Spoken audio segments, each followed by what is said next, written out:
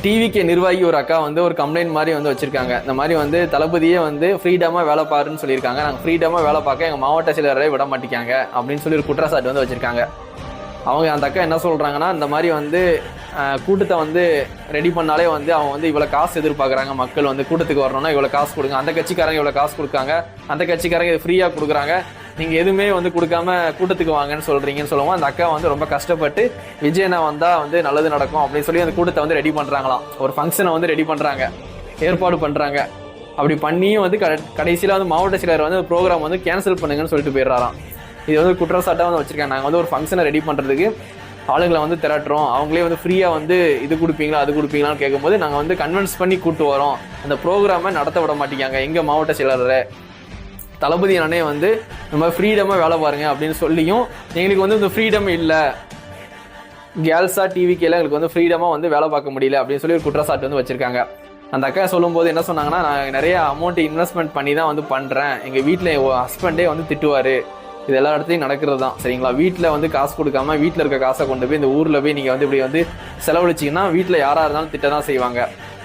விஜய் ஃபேன்ஸுக்கும் சரி, டிவிக்கு தொண்டர்களும் சரி, அண்ணன் பொறுப்பு கொடுத்தவங்க மட்டும் வேலை பார்க்கட்டும், காசை வந்து இன்வெஸ்ட்மெண்ட் பண்ணட்டும். நாளைக்கு வந்து அண்ணன் ஜெயிச்சிட்டாங்கன்னா அவங்க லைஃப் டைப் செட்டில்மெண்ட்டு, அண்ணன் பொறுப்பு கொடுத்துருப்பாங்க பார்த்தீங்களா, அவங்க மட்டும் வேலை செய்யட்டும்.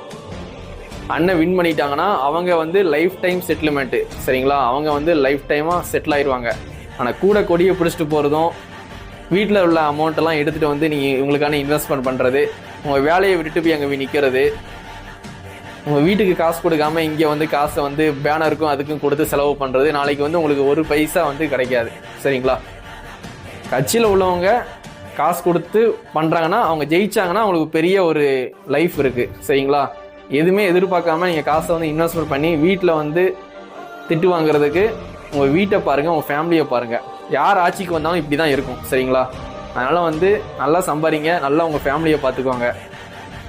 கட்சியில் உங்களுக்கு பொறுப்பு கொடுத்துருக்காங்களா, கட்சியிலேருந்து காசு வருதா, இறங்கி வேலை பாருங்கள். எதுவுமே காசு வராமல் எதுவுமே எதிர்பார்க்காம உங்கள் வீட்டை கவனிக்காமல் இங்கே வந்து காசை வந்து கொட்டாதீங்க. ஃபஸ்ட்டு உங்கள் ஒய்ஃபு, உங்கள் அப்பா அம்மா, உங்கள் பசங்களை பாருங்கள் சரிங்களா. அவங்களுக்காண்டி காசு சேர்த்து வைங்க. நீங்கள் இருக்கிற ஒரு லைஃப்பை நீங்கள் நல்லா என்ஜாய் பண்ணிட்டு வாருங்க. இன்னொருத்தவங்களுக்காண்டி வாழ்கிறேன்னு சொல்லிட்டு உங்கள் லைஃப்பை வந்து சாக்ரிஃபைஸ் பண்ணாதீங்க. அவங்களுக்கு ஏதாவது அமௌண்ட்டு, உங்களுக்கு ஏதாவது பொறுப்பு கொடுத்தாங்கன்னா கண்டிப்பாக நீங்கள் ஹார்ட் ஒர்க் பண்ணுங்கள். சும்மா போய் நின்று உங்கள் வந்து டைமை வந்து வேஸ்ட் பண்ணாதீங்க.